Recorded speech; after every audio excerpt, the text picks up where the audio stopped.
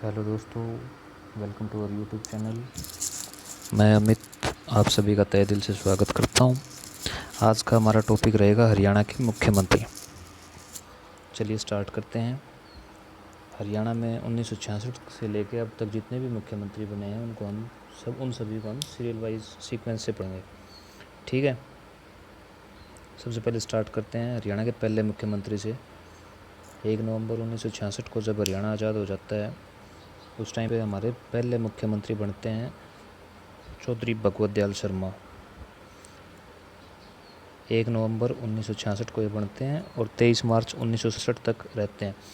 Time period पूछ लिया जाता है क्योंकि पहले सीएम थे, इसलिए आपको इनका टाइम पीरियड भी याद रखना होगा भाई कितने महीने तक ये हरियाणा के मुख्यमंत्री रहे थे। ठीक है, जन्म भगवत दयाल शर्मा का जन्म झज्जर के बेरी गांव में, बेरी कस्बा एक वहाँ पे हुआ था। ठीक है दोस्तों, उसके बाद में हरियाणा के पहले सीएम थे। ये पहले थे लेकिन कोई इलेक्शन नहीं हुआ था। 1966 में जिस टाइम पे हरियाणा पंजाब से अलग हुआ, हरियाणा की इससे 54 सीटें आई थी पंजाब से, तो उन 54 सीटों पे से ही इनको चुन के और हरियाणा का सीएम बना दिया था। कोई इलेक्शन नहीं हुआ था 1966 में हरियाणा के अंदर, डायरेक्ट वैसे ही इनको मनोनीत किया गया था। पहले थे और आखिरी मनोनीत थे। इसके बाद में जितने भी सीएम हुए हरियाणा के सभी बाई इलेक्शन हुए हैं। भगवत दयाल शर्मा के बारे में और बात, एमपी के राज्यपाल रहे हैं। डेट याद नहीं रखनी आपको उस चीज़ की। इसके अलावा रोहतक जो पीजीआई है उसका नाम जो है भगवत दयाल शर्मा के नाम पे ही रखा गया है, रोहतक पीजीआई का नाम। उसके बाद में दूसरे सीएम बनते हरियाणा के राव वीरेंद्र सिंह। 23 मार्च 1967 को इनका कार्यकाल समाप्त होता है। 24 मार्च को भगवत दयाल शर्मा के बाद में दूसरे सीएम बनते हैं चौधरी राव वीरेंद्र सिंह, जो रहते हैं 2 नवंबर 1967 तक। हरियाणा के दूसरे सीएम और पहले निर्वाचित सीएम थे ये। दूसरे हो गए, पहले भगवत दयाल शर्मा थे लेकिन निर्वाचित पहले थे क्योंकि भगवत दयाल शर्मा मनोनीत थे। राव वीरेंद्र सिंह का जन्म 1921 में नांगल पठानी रेवाड़ी में हुआ था। और राव वीरेंद्र सिंह की फैमिली जो है ये राव तुलाराम के वंशज हैं। राव तुलाराम जो 1857 की क्रांति में जिन्होंने महत्वपूर्ण भूमिका निभाई थी, उन्हीं के वंशज थे राव वीरेंद्र सिंह। राव वीरेंद्र सिंह ने एक पार्टी का गठन किया था, उस पार्टी का नाम था हरियाणा विशाल पार्टी। सीएम बनने से पहले इन्होंने राज्य विधानसभा के स्पीकर के रूप में भी अपनी सेवा दी है। सीएम बने थे जिस टाइम पे 24 मार्च को, तो उससे पहले ये राज्यसभा के विधानसभा के स्पीकर रहे थे। विधानसभा के स्पीकर के रूप में इन्होंने किया था 16 दिन काम, जो कि हरियाणा विधानसभा के अंदर किसी भी स्पीकर द्वारा किया गया सबसे कम कार्यकाल था। ठीक है दोस्तों, 2 नवंबर 1967 को हरियाणा के अंदर पहली बार लग जाता राष्ट्रपति शासन। इम्पोर्टेंट क्वेश्चन है, हरियाणा में अब तक कुल 3 बार राष्ट्रपति शासन लगा। पहली बार राष्ट्रपति शासन कब लगा था? 1967 में। ठीक है, उसके बाद में राष्ट्रपति शासन के बाद में दोबारा से इलेक्शन होते हैं, तब देश के हरियाणा के सीएम बनते हैं चौधरी बंसीलाल सीएम बनते हैं 1968 में। 7 साल सीएम रहते हैं, 7.5 साल के करीब, 1975 तक। हरियाणा के सबसे कम उम्र के मुख्यमंत्री बने थे चौधरी बंसीलाल जिस टाइम पे सीएम बने उस टाइम पे इनकी उम्र सिर्फ 41 साल की थी और हरियाणा के पहले जाट सीएम थे ये। अगर हरियाणा के पहले जाट पूछ लिया जाए तो बंसीलाल है, हरियाणा के पहले गैर कांग्रेसी सीएम पूछ लिया जाए तो राव वीरेंद्र सिंह है। ठीक है दोस्तों, उसके बाद में इनका जन्म बंसीलाल का जन्म हुआ था 1927 में भिवानी के अंदर, भिवानी के गोलागढ़ गांव में। इन्होंने एक पार्टी की स्थापना की थी, हरियाणा विकास पार्टी, जिसको कि 2004 में इन्होंने फिर से कांग्रेस के अंदर ही मिला लिया था। बंसीलाल से इम्पोर्टेंट क्वेश्चन बनते भाई इनको अन्य किस किस नाम से पुकारा जाता है? बंसीलाल को हरियाणा का लौह पुरुष कहा जाता है, हरियाणा का शिल्पी, आधुनिक हरियाणा का निर्माता और हरियाणा का विकास पुरुष। इन नामों से बंसीलाल को संज्ञा दी जाती है। ठीक है, उसके बाद में इंदिरा गांधी के टाइम पे ये सेंटर में रक्षा मंत्री रहे 1975 से 77 के बीच में। उसके बाद में 1984 से 86 जब देश के प्रधानमंत्री राजीव गांधी थे, उस टाइम पे ये रेलवे मिनिस्टर भी रहे थे। और 1970 के अंदर इन्हीं के कार्यकाल में हरियाणा गांव-गांव तक बिजली पहुंचाने वाला देश का पहला राज्य बन गया था। 1970 में हरियाणा ने 100% विद्युतीकरण कर लिया था, मतलब हर एक गांव तक बिजली पहुंचा दी थी। उस बाद में चौथे सीएम बनते हैं Banarasi Das Gupta. Banarasi Das Gupta time period important नहीं है, फिर भी अगर आप करना चाहो तो 75 से 77 के बीच में 2 साल सीएम रहे थे। जन्म 1917 के अंदर भिवानी में हुआ था,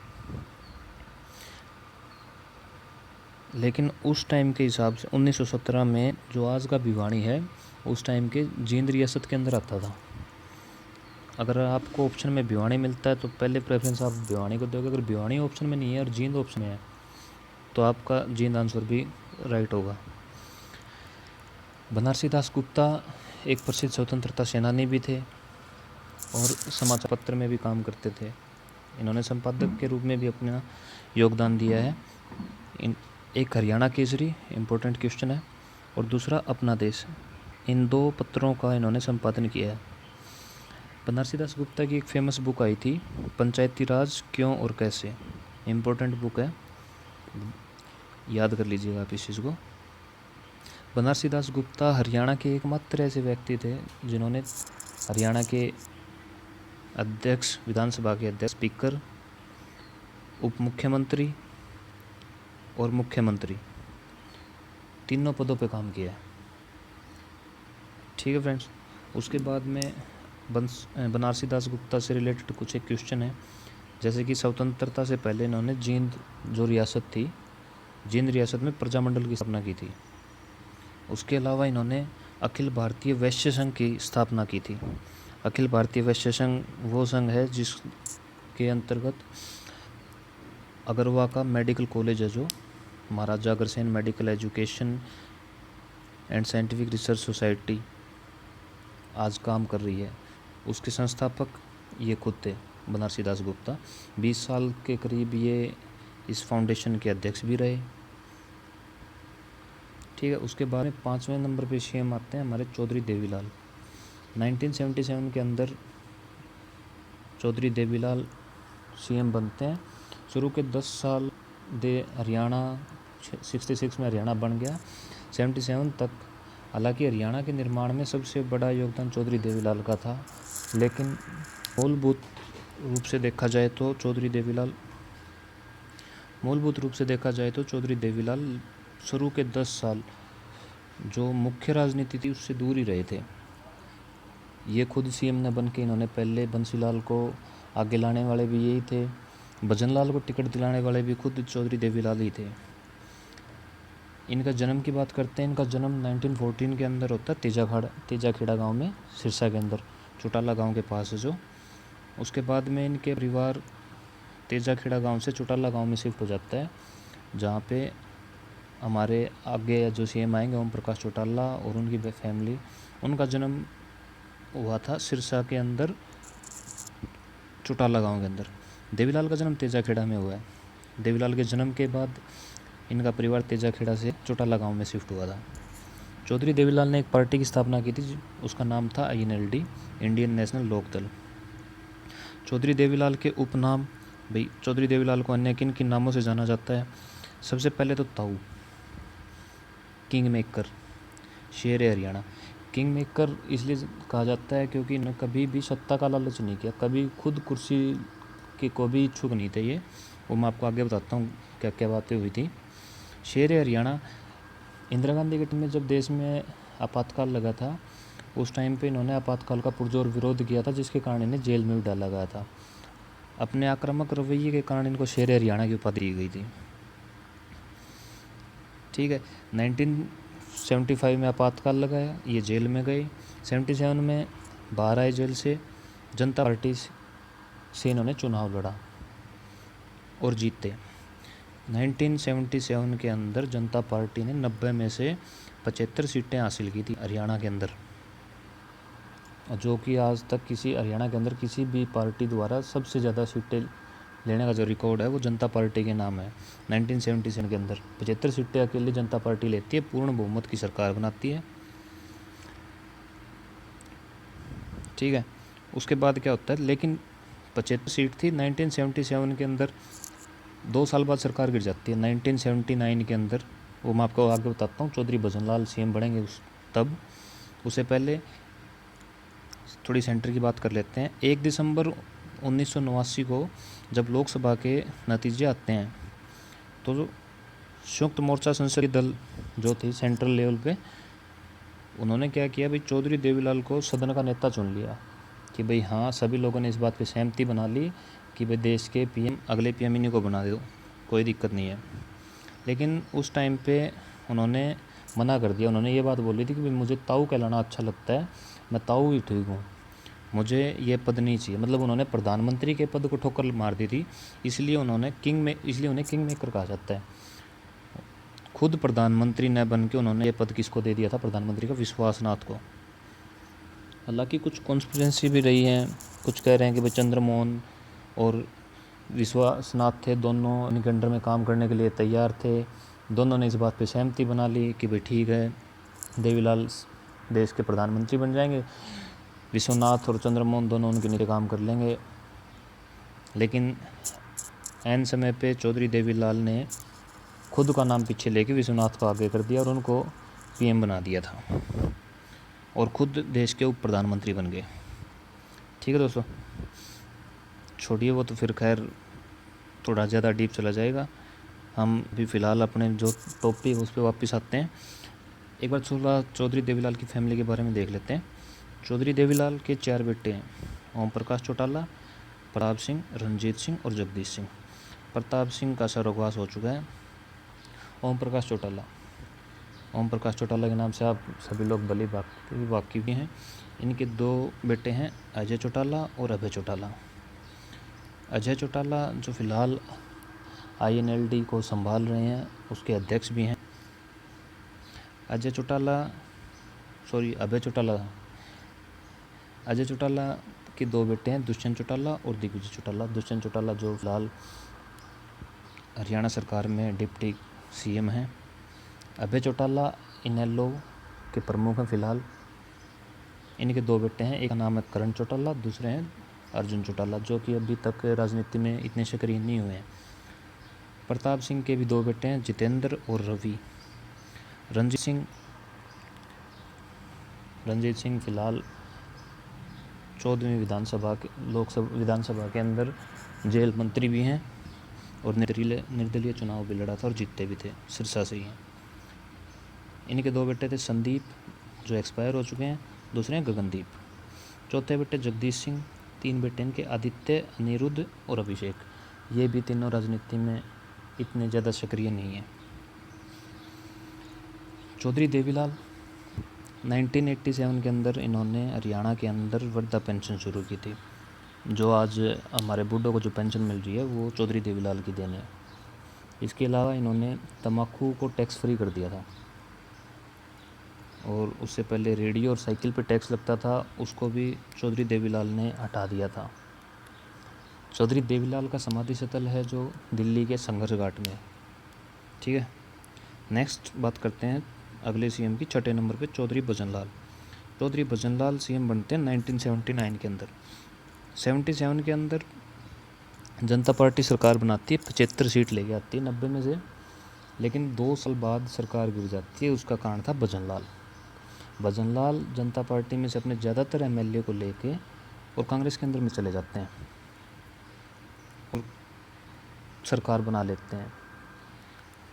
उस समय चौधरी देवीलाल अपना बहुमत साबित नहीं कर पाते। भजनलाल कांग्रेस में मिल जाते हैं। जनता पार्टी के ज़्यादातर सदस्य जितने भी MLA थे उनको अपने साथ लेकर चले जाते हैं। 1979 के अंदर CM बनते हैं, 3 साल CM रहते हैं, 5 साल का कार्यकाल पूरा हो गया था 82 तक। 82 में फिर से कांग्रेस पार्टी का चेहरा बन के चुनाव लड़ते हैं, चुनाव जीतते हैं। 82 से 86 तक 5 साल फिर ये हरियाणा की CM रहते कांग्रेस पार्टी से। चौधरी भजनलाल का जन्म चौधरी भजनलाल का जन्म वर्तमान के पाकिस्तान के कोरनावाली गांव जगह है एक, वहाँ पे 1930 में हुआ था। ठीक है, उसके बाद में ये इंडिया आ गए थे। चौधरी भजनलाल को किन नामों से जाना जाता है, इस बारे में बात करते हैं। सबसे पहले तो बिश्नोई समाज का Sirmaur, one of the most important question, HSSC ने पूछा हुआ भी ये क्वेश्चन, भाई बिश्नोई समाज का सिरमौर किसे कहा जाता है? चौधरी भजनलाल। दूसरा, हरियाणा की राजनीति के केंद्र बिंदु और मास्टर ऑफ हॉर्स ट्रेडिंग, समझ गए होगे, बिना बहुमत के सरकार बना भी ली, CM भी बन गए, कैसे सरकार गिरा भी दी, इसलिए इनको मास्टर ऑफ हॉर्स ट्रेडिंग बोला जाता है।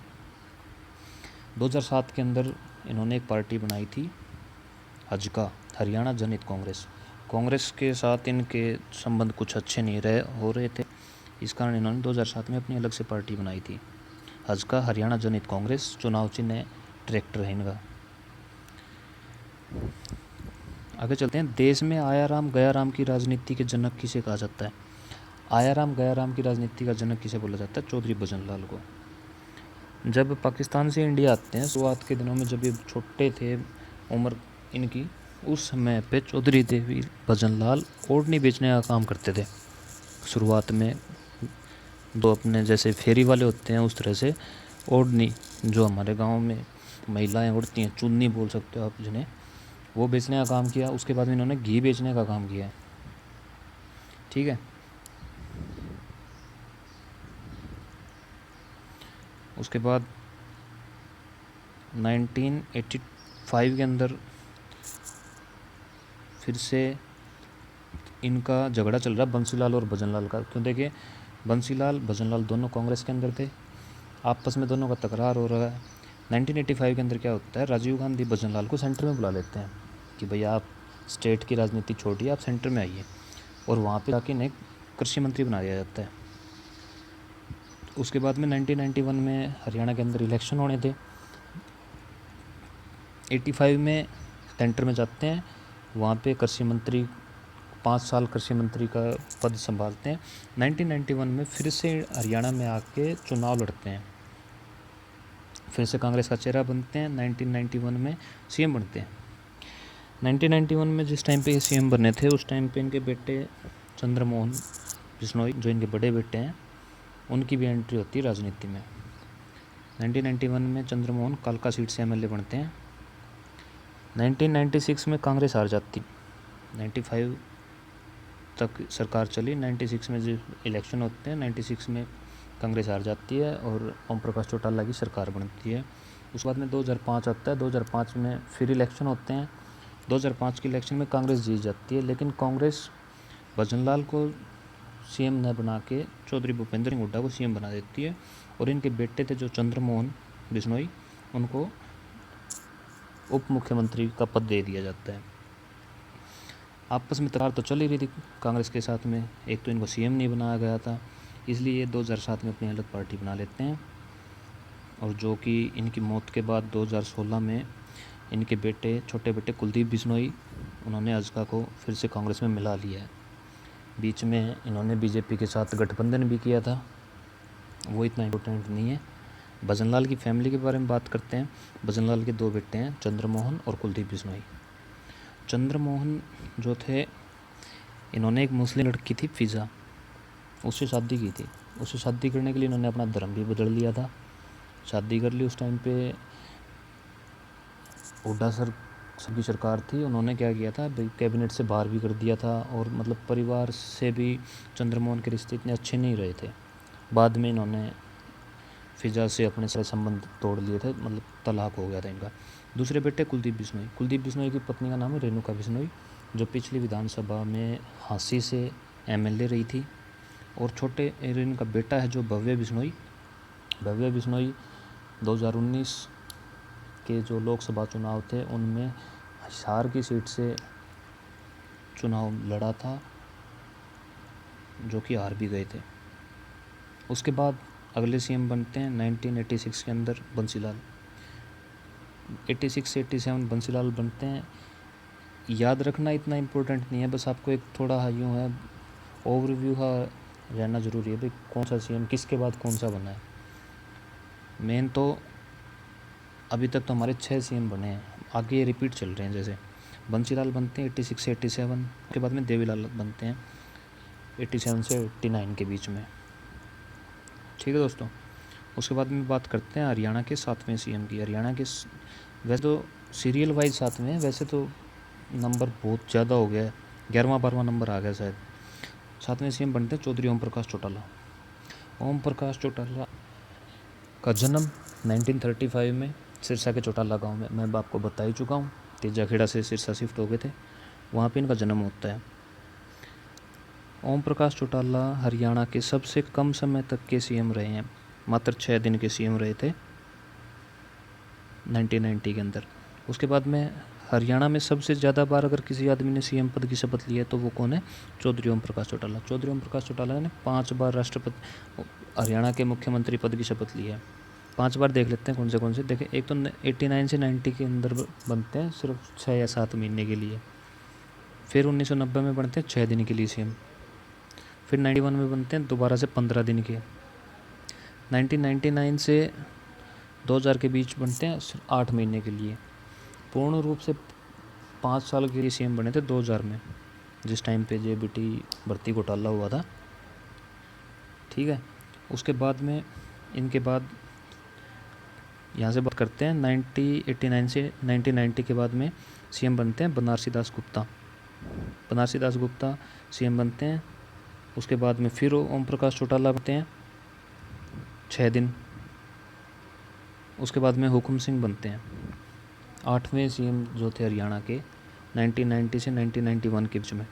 हुकुम सिंह सीएम बनते हैं। हुकुम सिंह का जन्म पूछ लिया जाता है, चरखी दादरी से है, इतना इम्पोर्टेंट नहीं है। उसके बाद में फिर ओम प्रकाश चौटाला बनते हैं 1991 के अंदर।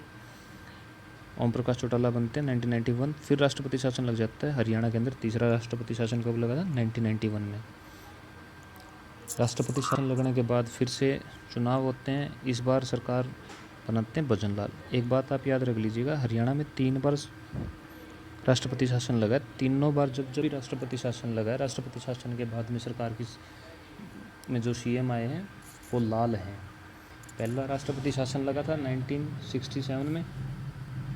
उसके बाद में देश हरियाणा के सीएम बनते हैं कौन? बंसीलाल।